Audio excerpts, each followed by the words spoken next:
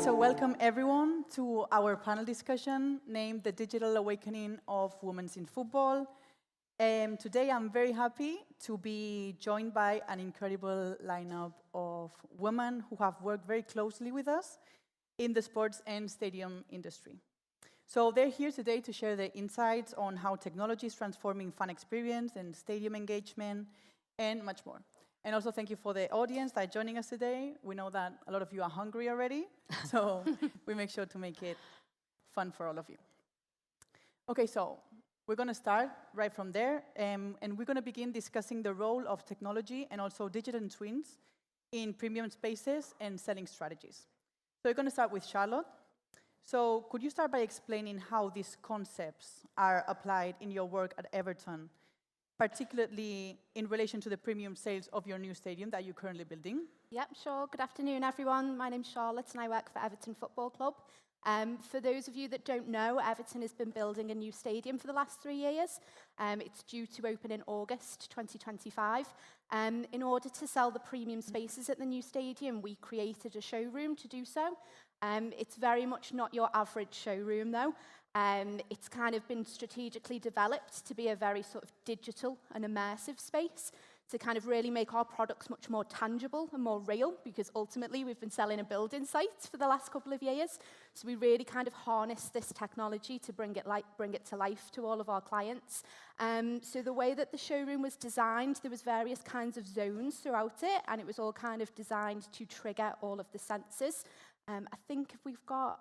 Yeah, that one. So it starts out with the cinema room, which has a huge TV screen, which shows a digital fly-through of the stadium. So it will show what it looks like when it's complete, but also shows it within the context of Liverpool City Centre, and the stadium is on the Liverpool waterfront as well. So this really kind of brings it to life to our clients and shows how it blends into the Liverpool waterfront. Moving on to the next section, that's right. So we had a physical model in there to kind of, as an educational piece, to show our clients the layout of the stadium, but we actually used digital screens in there to show the actual customer journey moving through the stadium, and that kind of digital screen really allowed us to personalise our pictures to each individual. And then I think going back to the first slide, Paola. Yeah, that one. This one on the screen here is kind of the main part of the showroom. So this has got seats in here for that kind of physical touch. We also have a new stadium scent that is pumped into the showroom as well. So that has notes of sea salt inspired by the River Mersey and notes of freshly cut grass for the football pitch. So you can really kind of sit in the seat and feel like you're in the stadium. And most importantly, we had huge TV screens in there showing the digital twin of the stadium and the seat view. And we also used Oculus goggles as well, so that we would place them on the clients and that they would really feel that they were part of it, that they were in the new stadium. And I think that, as I said, it's really kind of made it quite a tangible product and really brought it to life, and ultimately allowed our clients to make much quicker buying decisions when they were in the showroom. Okay, so Charlotte, are you able to give us real examples of how these revenue streams have been increased by using these digital twins? Yeah, sure. We were able to introduce quite a complex heat mapping system within the new stadium, thanks to the technology that was available. I think without the tech, we could have done heat mapping of seats, but just to a kind of much lesser extent. There was one section of the new stadium that had 22 price tiers alone, just in this one section. So the technology, the seat views and the Oculus goggles were really kind of able to show very subtle differences in the view of the pitch. The new stadium at Everton has quite a unique sort of layout. It's very steep. One of our stands is as steep as is legally permissible, and it's kind of designed so that the fans feel very much on top of the pitch. So we really wanted to create and show this seat view that they would get, and the technology available was really able to show the kind of nuances and very subtle differences by even just moving a couple of rows in front and a couple of rows to the sides. And with that kind of incremental, better seat view, we could kind of introduce incremental price increases as well. So that was able to add more revenue to us. It was really kind of successful within the seasonal sales process, and we're going to use that technology when we release our match-by-match products as well. Great. So now I would like to ask Duna. So given your role as a sales manager on Legends, what role do you think technology play in enhancing your sales experience overall? Hi, hola a todos. So I can say that it's a pretty similar situation, and I echo Charlotte's points. pretty similar situation. As you know, the Spotify Camp Nou, it's under renovation. So the way for us to show how the future stadium will be, it's at the showroom, and all the technology in there. We also have a replica and a model of the stadium, but we have human holograms or a hologram of the stadium, and we do as well have the virtual viewer, of course, and this is helping us to show how it will be. Technology is crucial in all our sales process because it allows us to, and it enhances all the views of the future stadium, so the future clients have the ability to see and explore the premium seating that they want to buy. We have a specific room, and this is the video of the showroom, but we have a specific room which is very immersive, and that allows them to see the specific view from the seat they are thinking to buy. And all in all, what we are seeing with that and the technology and the backup of the technology is that it drives sales, it helps on the sales process, and we see quicker and a higher rate of conversion. So it is helping us a lot there in the showroom. Okay, so as you can see, we have today two pretty amazing experience centers for two pretty big clubs. So I would like to ask Samara now, from a strategic point of view, how do you see technology influencing and fan engagement in this kind of spaces? Yeah, thank you. You're welcome. I think it's a really, really exciting opportunity. What digital twins and this visualization allows us to do is essentially bring the stadium outside of the bricks and mortar in terms of what we have. I think it's a really exciting opportunity, and it's something that clubs are starting to becoming more and more aware of as we're moving into these digital spheres. You know, we as a business and from a strategic perspective always look to build and create a master plan. And where that master plan has always previously lived with the stadium and building itself, what we are now able to do is also start to look at building a master plan around that digital asset that you can create. So it's understanding the utilization behind that asset.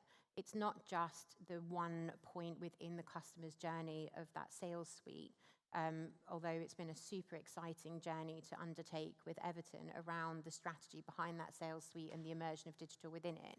But there's also an element of longevity when it comes to that digital asset. You know, it's taking that digital asset and looking at how it can really expand your stadium outside of the building to a much wider audience. You're able to look at digital tours, you're able to look at wayfinding. And I know we had a really interesting conversation before this panel around how wayfinding from a digital perspective can navigate you not only just to your seat, but to see the concessions that are around. It can allow you to order. So ultimately what this does is it gives you a growth asset. So understanding the different points of where that revenue can be generated, how it can be utilized, and creating a really kind of thoughtful plan around that asset is huge. Okay, so building on that idea as stadiums as assets, we are seeing nowadays that stadiums are not just buildings, but they are playing like an integral part in a club's identity. So Samara, can you expand on the importance of treating stadiums as assets and also how the role that technology is going to play on this part? Of course. So I think the most important place to start from is that ultimately these buildings exist for the fan. I think if we learn anything from COVID, what we learned was that the game will go on. You know, the building itself is there for the fans and for that audience, and that is their purpose. So understanding the purpose to that fan, understanding the symbolism behind that stadium to the fan is really where we start and what we build our foundation on. So we understand the fan, we understand the stadium, we understand the city, and we look at all of those elements and we use that to create our master plan, be it for a digital or for a physical stadium. That digital asset is essentially an extension of your club's brand. And it really kind of speaks to the fan. Part of understanding the fan is also understanding the human psychology of that fan. So when you're faced with a project such as Everton's, where you've got a new stadium, it's understanding that to a lot of those fans who've been at Goodison Park for how many years, Charlotte? 30 plus in some cases. There's a real kind of, pensiveness around what it is that new experience and that new stadium is going to bring. So, that kind of apprehension is natural. Change can be daunting. And so using something like digital twin to really kind of reassure the fan, take away some of that ambiguity in terms of what they're going to get and allow them to kind of really feel and taste and sense and smell that stadium, that experience, and kind of really immerse themselves within it is an incredible tool for the sales team to use to really kind of demonstrate what it is that they're going to get. And I think we spoke about this, and it's something we've covered quite a lot. It's not just about what that brings from a fan perspective, but it's also your salespeople. They're not just looking at a drawing and trying to explain what it is that they're getting. They really feel like the stadium already probably exists. And so you can talk to all of those experiential elements within the package that person's going to receive. So it makes you better salespeople. It aids quicker decisions for the fans because they're immersed in what they're going to get. And they don't have that kind of suspense of like, oh, well, we got this before. Is it going to be any better? Because they feel like they're in the room. And I know you've said, Charlotte, that sometimes people feel like they're in the room a little bit too much. Yeah. Somebody wanted a bigger table when we were on sale, and I said, that's fine, we can do that. And he was looking at the CGI saying, but that table doesn't look big enough. And I had to say, the table's not there. The stadium hasn't been built. The technology was almost too realistic. Yeah, sometimes it gets a little bit too real. So Charlotte, Everton has one of the most passionate fan base, like all over the world. I wanted to ask you, how has the virtualization of the venue played a role in your storytelling for the people of Liverpool about your stadium? Yeah, sure. I think when we were about to go on sale, we were quite worried that there was kind of going to be a lot of nervousness and apprehension, as Samara said, about moving to this new ground. And I think there have been a couple of comments about like, oh, will it feel like the home ground? Will it feel like an away ground at first? But I think what we did to kind of reassure everyone was that we really kind of harnessed the power of location with the stadium. And we were quite inspired by the physical location of the stadium. It's built on the site of a former dock in Liverpool. The dock was literally filled with sand, and the stadium was built on top of it. And we really harnessed the power of that location. The city of Liverpool has a lot of physical as well as emotional links to the Docklands. And we used kind of the branding of the docks as kind of inspiration for the premium areas. So a lot of our restaurants will serve the cuisines based on the shipping lines that traded out of Liverpool. So there was a major shipping line that connected Liverpool to Shanghai. So that inspired our Pan-Asian restaurant. But really, I think that kind of dock branding made for a more kind of inclusive and welcoming space for everybody. We have found, as we've sold to businesses, if anybody's been to Liverpool, you might know that there's 2 big football clubs that are in Liverpool, and we do have business owners who support the other club, shall we say, but when they came through the showroom, I actually sold to someone who was a very strong supporter of the other club, and he was sat in the replica seats almost with tears in his eyes saying, I just can't believe what this is going to bring to the city. So we really kind of used that piece to say that this stadium will serve the whole community and the whole city. The city of Liverpool has had some deprivation in the past, so this was all about what the stadium can do to enhance the city, and kind of we also wanted to create sort of experiences that were available to everybody as well. Okay, so Duna, how do you think that this perspective can directly impact on revenue growth for stadiums overall? Well, similar as Charlotte was saying, of course, the stadium, the Spotify Camp Nou, it's a must in the city, not only on the match days, but also on all the other experiences providing. So in our case, what we are seeing is that with this technology, when we showcase what the stadium can be beyond the match days, it allows us to sell the stadium for non-match days, for MICE events, for example, or other uses of the suites, the boxes, the lounges. So that, of course, it's another stream of revenue. Yeah. And it helps a lot on visualizing how a lounge can be used or for meetings or for an event, corporate events. So it's a way for showing the people that it is a very nice tool. Yeah, so our company has been also virtualizing venues all over the globe. Yeah.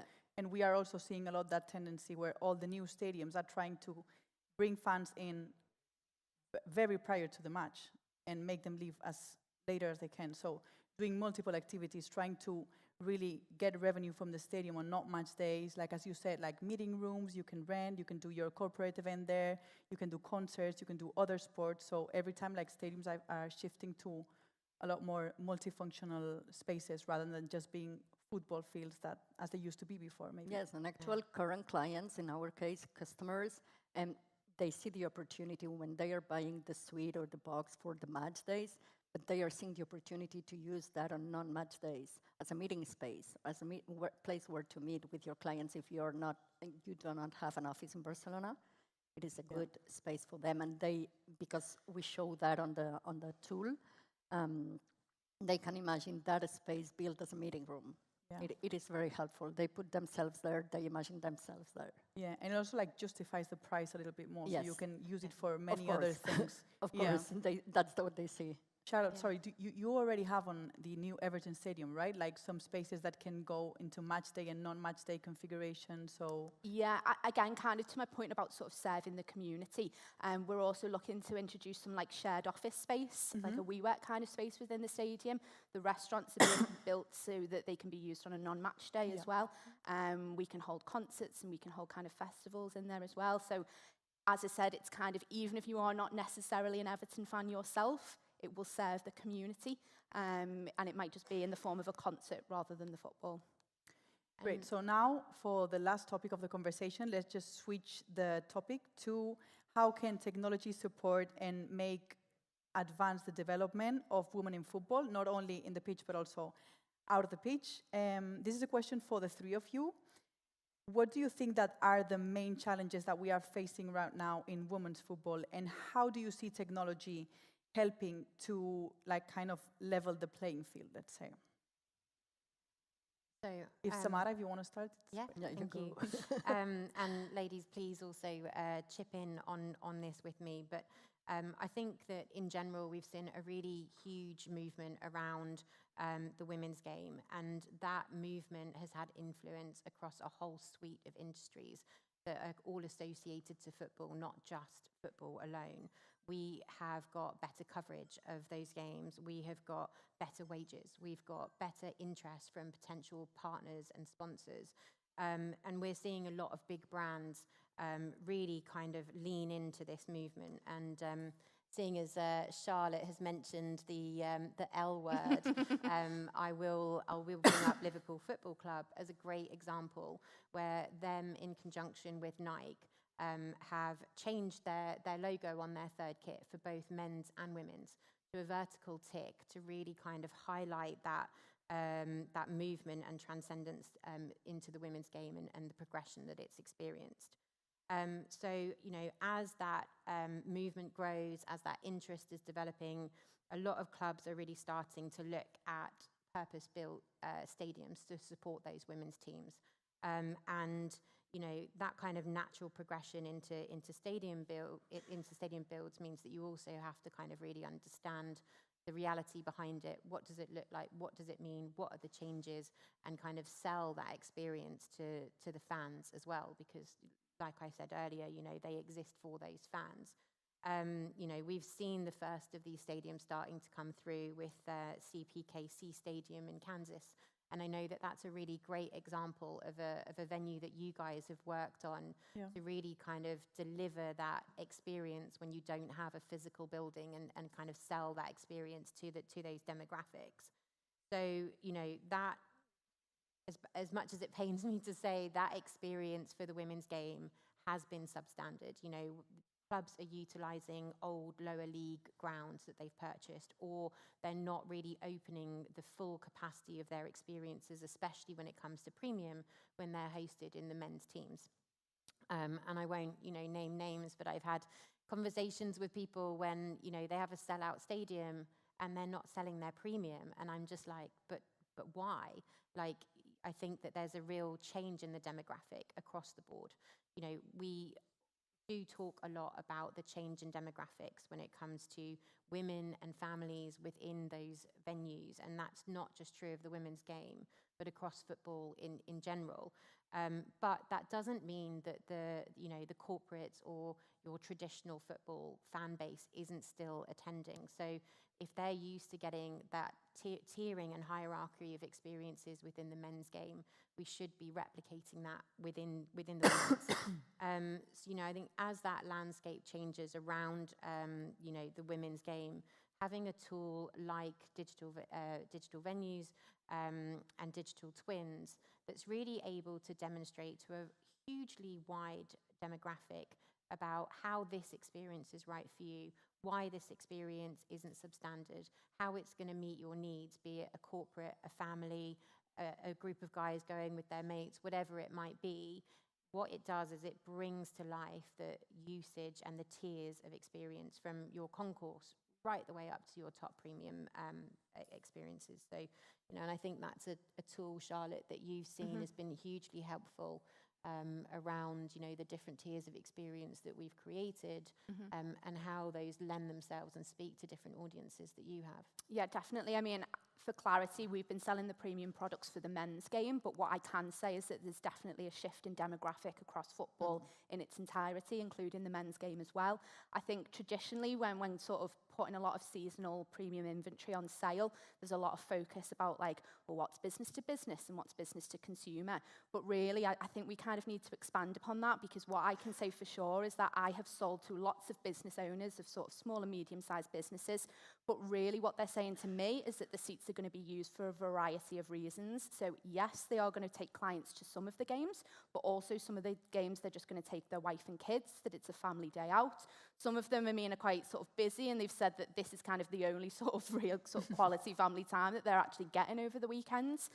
So there's really been that kind of shift in who's using the spaces as well. We're seeing more and more kind of children going into the spaces as well. So we've really developed our products to kind of be experiences for everybody. They're used just purely socially as well. There's businesses that are purchasing them and then giving them to staff as rewards and incentives. And now that's just purely using it as a social use, using it for friends. So technically it's that seat's been sold to a business, but really it's kind of got a far different use. But I think that kind of change in demographic we're seeing sort of more and more, and that's where we're trying to create experiences for everyone. And I think as we continue that in the future, we will kind of need to use the technology to kind of really immerse people in that belief and demonstrate it to them. Yeah, and I think it's a really valid point. We're starting to see that experience economy, not just within our high street, but also within venues, and it's creating like a whole suite of experiences across different price points that speak to all of those different demographics. Exactly. So yes, in addition to what you were saying, and as we were talking, football is embracing more audiences. And whenever we are embracing more audiences, it gives more possibilities of business growing. And we are seeing more women in decision-making positions. So, of course, it provides diversity, and diversity always allows more opportunities. So that's what we can add to that. And, of course, the backup of technology for all of that. And as we were saying, for all the sales, for imagining different uses of the stadiums, that helps, of course. Yeah. And I think that's a really good point, Duna, because it's not just on the fan side where we've got, a lot of decision makers in a room. Being able to see some of those kind of ideas and concepts really come to life also helps aid the decision making on the client side. Yes, How big are our dressing rooms? How much space have we got? Have we got the right amenities and facilities for families? Is there enough space on our concourses to put seats so that you can sit there with your children and have a meal or whatever it might be? So I think that visualization really transcends on both sides, and it allows, where you have got a lot of people speaking about different demographics, and not just in the women's game, but I would say generally across sport. How you're changing the usage of that space to fit with those different demographics, and having a tool that brings that to life is so valuable. Whenever you broaden the audience, you broaden, or you have more opportunities and business opportunities. So that it's a new perspective. 100%. Yeah, coming back to the example that you shared before about Casey Curran, we've been working also on the virtualization of that club, and we're very happy to see that these clubs start to have like resources to invest in this type of assets, technological assets, because as you were saying before, normally the women's team got relegated to a second place. Second-class stadium. Exactly. And now we're seeing that they are getting a full state-of-the-art stadium with amazing premium experience at very good prices for everyone. And we are seeing that the demographics that people who are buying are not so far away from the men's football. Yeah. And also what we are seeing with our experience working with clubs all over the world, and for example, to put Everton as an example, is that the premium offering that you have available right now is so big and wide. You have a space for each type of, you have a space more family friendly to go with friends, to go to work, more serious spaces, more relaxed spaces. And we are very happy to see that is happening, and that now the profile of person that goes to see football is shifting and changing so much. Yes, and in our case, for example, sorry, Charlotte, but in our case, for example, it's pretty similar. Our premium offer, it goes from B2B to B2C. It broadens. And before, premium seating was more focused on B2B, but now it is expanding. Yeah, I think it's almost, to bring it back to premium, because that's kind of my area, but it's kind of what you see it as. I think in years gone by, it was the football, and then hospitality was kind of like a room to get a quick meal and a hot drink. But really, it's kind of merging them now into more full days out. Yeah. And we've kind of worked with Forward Associates to really develop an eclectic range of experience, to kind of have something for everyone, depending on what you want.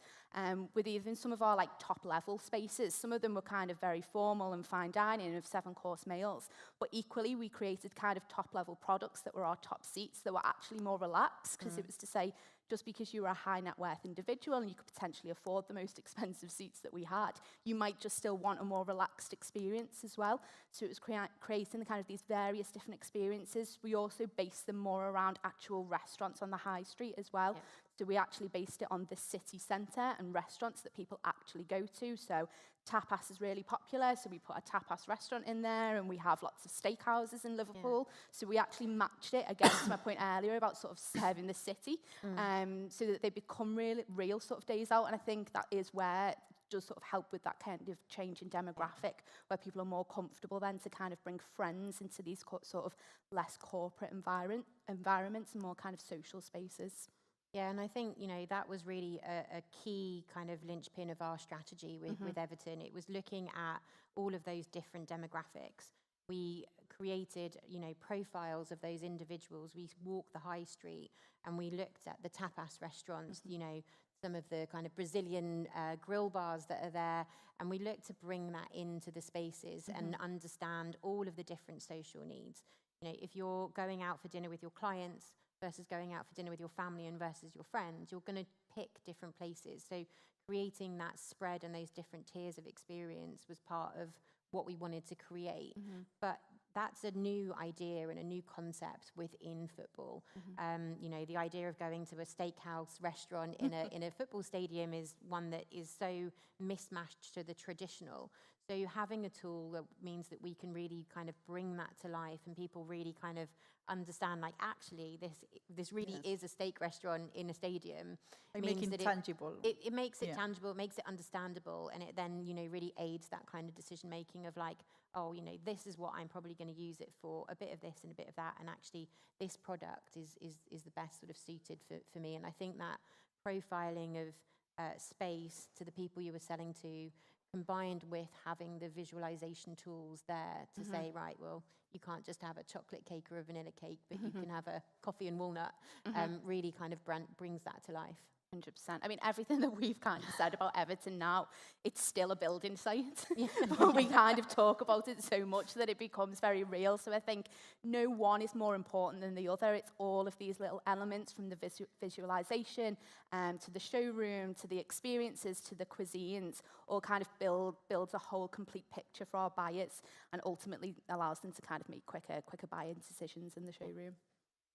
Great. Okay, so thank you everyone for your insights. It's very clear that technology is transforming football in general in very exciting ways. So I wanted to give a big thank you to Duna, to Samara, and to Charlotte for joining us today. and to all of you for coming to this talk right before lunch. I know we're all hungry, we'll want to go to eat. And if you see us and you want to continue these conversations, you can join us in these couple of days that we're going to be here. Thank you very much. Thank you. Thank you.